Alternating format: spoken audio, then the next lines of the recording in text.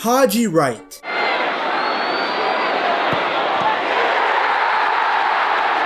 Jack Rudoni,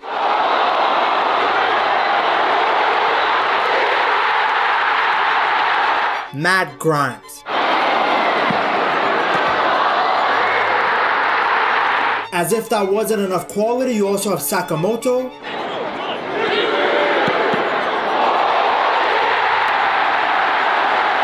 and Milan van Ewijk.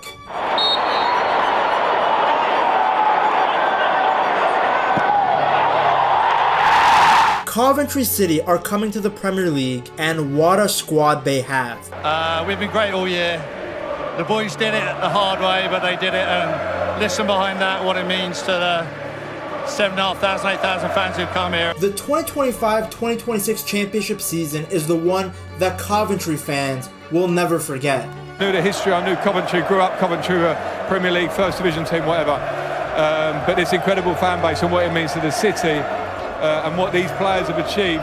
After 25 long years away, they're finally back in England's top flight. Like 25 years is a huge amount of time, and when you get relegated, I think, you might bounce back or whatever, and if you don't get back and you go through some tough times, you feel like it's never going to happen, but things change. This wasn't some lucky run. Coventry dominated the championship and earned this promotion.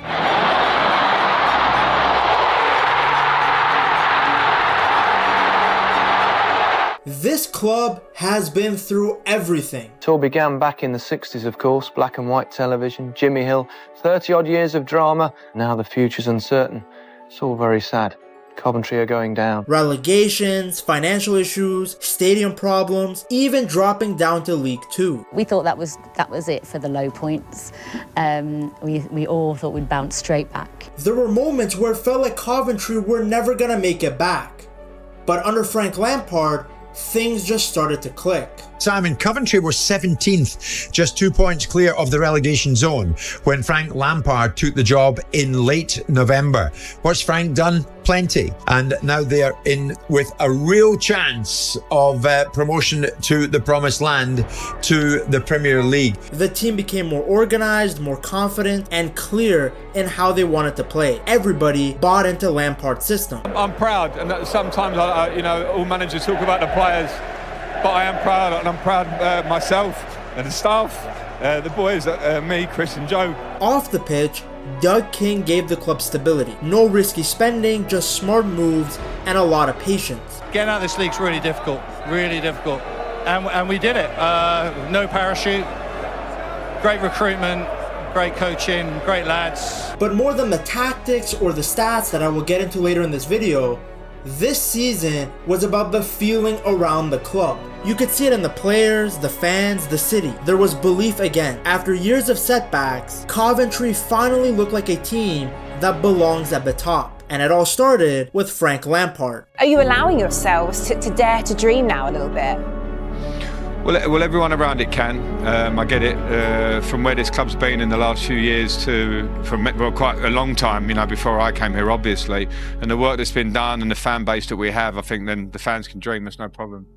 To understand the mood when Frank Lampard arrived, you have to understand the man who he replaced. Mark Robins was a true Coventry City legend. Over 7.5 years, he took the club from League Two all the way back to the Championship. Along the way, he rebuilt belief around the club, and he gave the fans some unforgettable moments. In 2023, Coventry reached the Championship playoff final against Luton Town, but heartbreak followed as they lost on penalty. A year later, they went on an incredible run, reaching the FA Cup semi-final against Manchester United at Wembley. They thought they had pulled off one of the greatest comebacks in the competition's history, only for a scam VAR decision to take it away. Robins rebuilt the relationship between a club and a fan base that had gone through stadium problems and financial issues.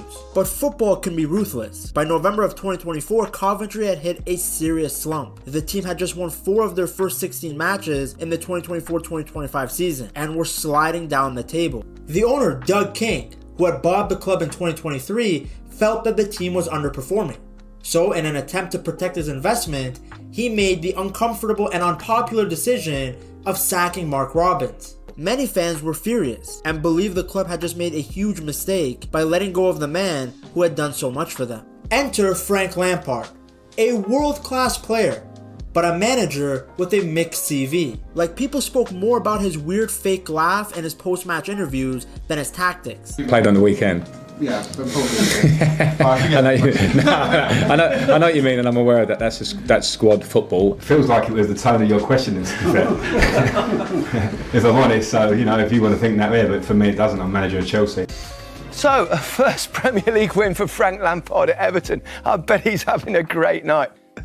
But seriously, it was a really good performance. As a player, his career was legendary. Chelsea's all-time leading goal scorer, 3 Premier League titles, a Champions League trophy, and a long England career. He was respected for his intelligence on the pitch and the leadership he had in the dressing room. But as a manager, this guy's journey was more up and down than your local hooker. Lampard's first job as a manager came in 2018 with Derby County. It was his first experience on the touchline, but he quickly impressed people. His team played good attacking football, and he wasn't afraid to trust a young player. Derby made a strong run to the Championship playoff final that season, but they eventually lost to Aston Villa. Even so, it was a promising start, and it showed that Frank Lampard had potential as a manager. Soon after, Chelsea came calling. In 2019, Lampard returned to Stamford Bridge, this time as a manager, even though he only had 1 year of experience. The situation was not easy.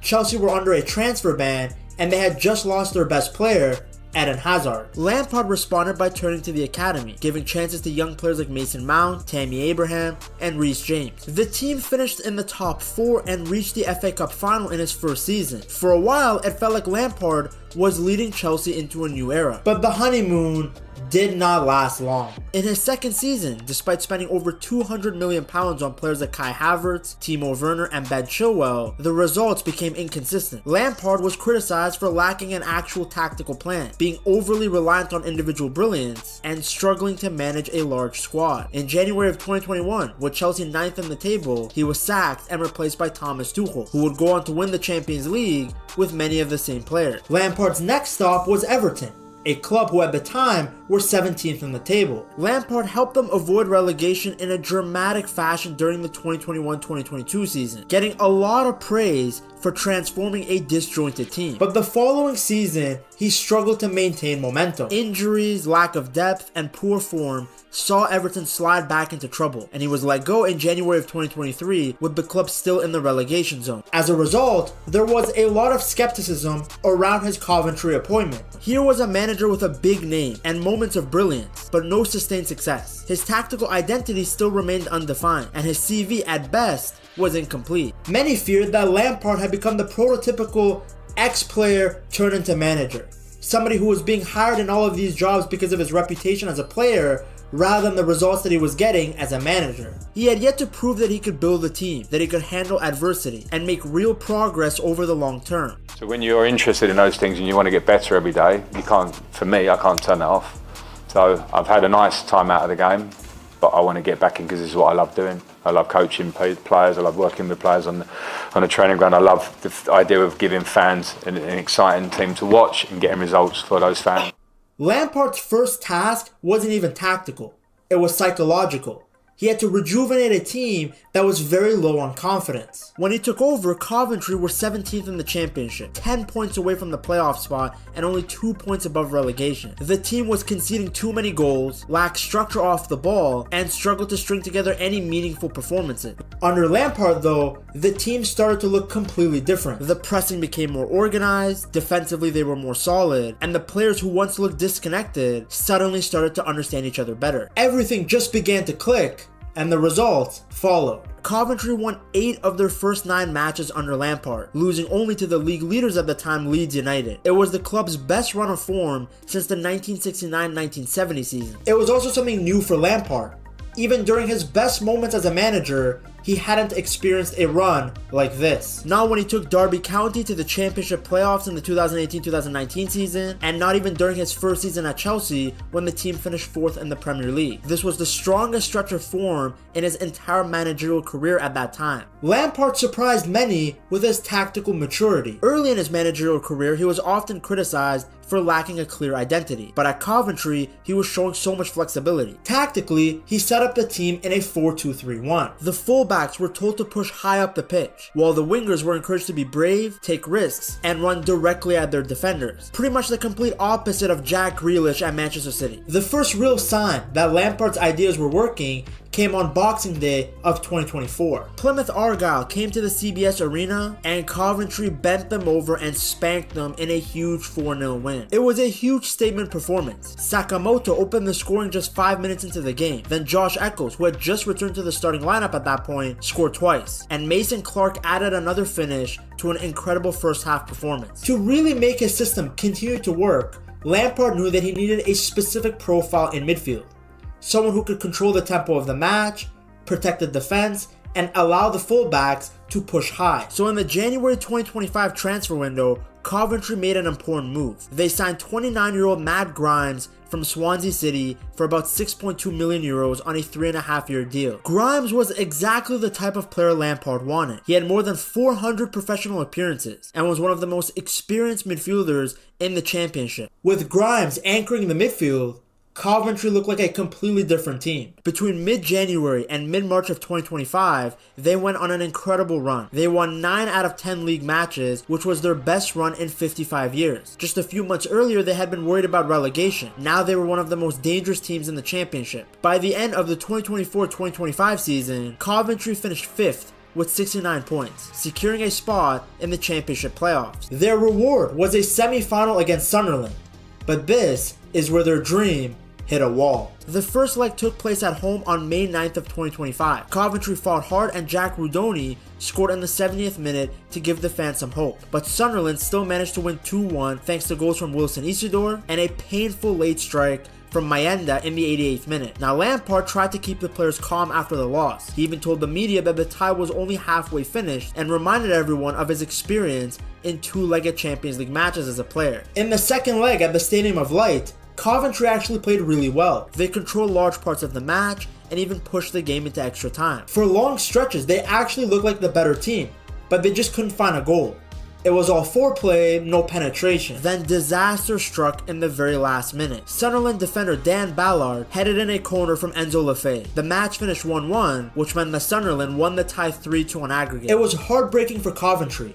For Lampard, it was painful personally. It was the second time he had lost in the championship playoff, after losing the final with Derby County in 2019. But even though it felt like the end of the world at the time, Lampard had actually built the foundations for something much bigger at Coventry. When the 2025-2026 began, Coventry didn't just look good, they looked unstoppable. Lampard had fully shaped the team into a fast, aggressive side that attacked quickly and played with real confidence. The complete opposite of Tottenham Hotspur. They made a statement in August with a 5-3 away win at Derby County. Even after falling behind, Coventry showed incredible belief and turned the match around by scoring for fun. It showed that this team had both quality and were strong mentally. A week later, they followed it up with an even bigger performance by destroying QPR 7-1 at home. That match also marked the 20th anniversary of their stadium, and what a performance they put on for the fans. By October, Coventry were the only unbeaten professional team across all 4 tiers of English football. Their attack was the most dangerous in the championship, leading the league in shots, shots on target, and chances created. At the same time, their defense had improved a lot too, conceding less than a goal per game. But every great run eventually ends. Coventry's unbeaten streak finally came to an end on Halloween night against Wrexham. It was a reminder that the championship is one of the toughest leagues in football, where even the teams at the top, the most dominant teams, can get punished at any point. As winter arrived, Coventry hit their first real difficult stretch under Lampard. The long championship season started to catch up with them. You had Jack Rudoni, who picked up a calf injury and missed about 2 months, while defenders like Milan Van Ewijk, Jay De Silva, and Bobby Thomas were suspended at different times. Without their full lineup, the team started to struggle. Coventry lost 3-0 away to Ipswich. Then Ipswich beat them again 2-0 at the CBS Arena, ending a long home unbeaten run. Then a few days later, they also lost 3-2 to their rivals Birmingham City, meaning they had just won 2 of their last 8 matches. The main problem was the defensive balance. You see, Lampard wants both of his fullbacks to push up high. You know, the complete opposite of Arteta, who tries to bring everybody back behind the ball. The problem with this approach from Lampard, though, is that it leaves the defense exposed because both of your fullbacks might get caught out when they both pushed up. The midfield pairing of Matt Grimes and Victor Torp were good passers, but neither was a natural defensive midfielder, and teams started to exploit that space when Coventry lost the ball. The pressure really boiled over during a tense 1-1 draw away to Southampton in December. After the final whistle, Lampard reacted to abuse from the home fans, and a heated confrontation broke out on the touchline between the players and staff from both teams. Lampard and the owner Doug King knew that if Coventry want to get promotion, they have to fix the issues in midfield. In the January 2026 transfer window, they brought in Nigerian defensive midfielder Frank Onyeka on loan from Brentford, with an agreement to buy him permanently if Coventry got promoted. They also added more attacking depth by signing South Korean winger Yan Min-hyuk from Tottenham and forward Romain Esse from Crystal Palace on loan, while winger Janoa Markello arrived from FC Zurich. Onyeka made an immediate difference. He added the defensive strength that the team had been missing and protected that back line like a condom. With that balance in midfield and players returning from injury, Coventry found their form again. Their turnaround started with a big 2-1 comeback win against Leicester City in January. A few weeks later, they made an even bigger statement by beating Middlesbrough 3-1, with Haji Wright scoring a brilliant hat-trick to send Coventry back to the top of the table. The momentum kept growing, and Coventry were flying again. After all the earlier struggles in the winter, Coventry had completely turned things around and were once again looking like one of the strongest teams in the championship. You can't really talk about Coventry's rise and not talk about the players who brought Frank Lampard's ideologies to life on the pitch. The player who's really defined Coventry's 2025-2026 season is the American forward Haji Wright. Wright was leading the championship scoring charts. Defenders really struggled to deal with him. He has the perfect mix of size, pace, and finishing ability. While Wright scored the goals, Matt Grimes controlled the midfield. The midfielder almost never misses a game. He controls the pace of matches, is excellent at breaking lines with his passes, and helps the team calm down during difficult moments. He's a player that Lampard trusts completely. But Coventry's success isn't just about one or two players.